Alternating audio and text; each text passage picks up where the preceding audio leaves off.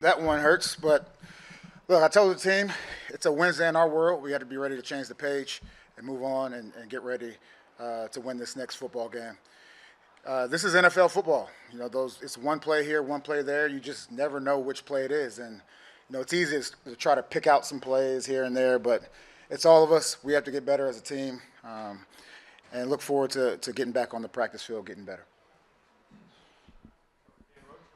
Jerod, how much do you learn from this one? You had the blocked field goal, which certainly cost you some points, and then they came and got a field goal, and then at the end, the 47-yard run set you guys up nicely. Kind of a lot of little things. How much do you learn from a game like this? That's a great question. That's part of my message. It's all about the details.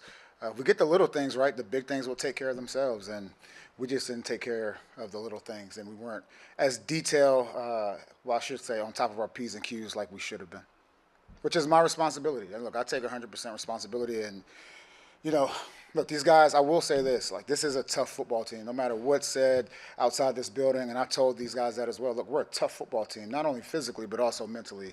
I appreciate their effort. Just wasn't enough today.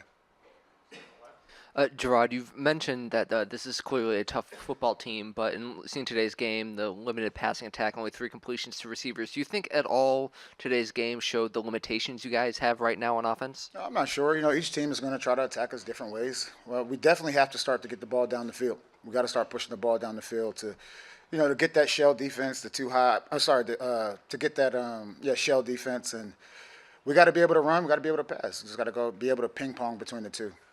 It's something that we need to work on. That's what I would say. Jerod, on the 3rd and 1 there, Taekwon's in the backfield, unbalanced line.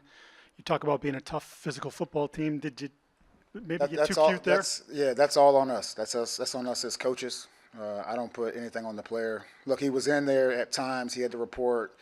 Then he played some tackle, and there was some confusion. But once again, there was no receiver outside of him. And so that's our fault, 100%. But from a mentality standpoint, Jerod, just kind of like trying to drive the ball down people's throat, and in that case, felt like tried to do something, fancy might be the wrong word, but. No, I don't think we tried to do anything fancy. I think we tried to, run the plays that we felt pretty comfortable with going into the game, and then at halftime made some adjustments. And look, this isn't a fancy football team. This is one of those teams, whether we throw it or run it, that we just had to be a tough football team, but at the same time have to be smart.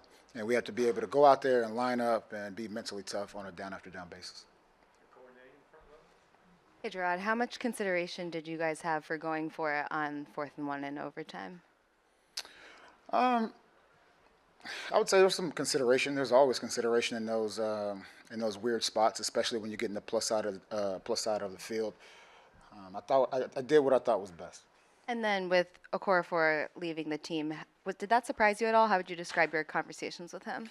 I would say, I had a conversation with Chooks, and it had nothing to do with football. It had everything to do with just checking on him as a man. It was a good conversation. We'll see what happens tomorrow.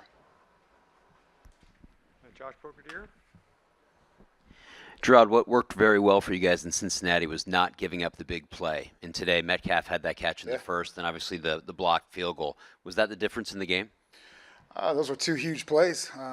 And that's on us. At times, we want to be aggressive, and they called a good play, and they hit it down the sideline. Jerod, your final 9 plays offensively, just 11 yards. What happened with the execution there late in the game? Just wasn't good enough. The execution just wasn't good enough. I wish I had an excuse. We just had to be better.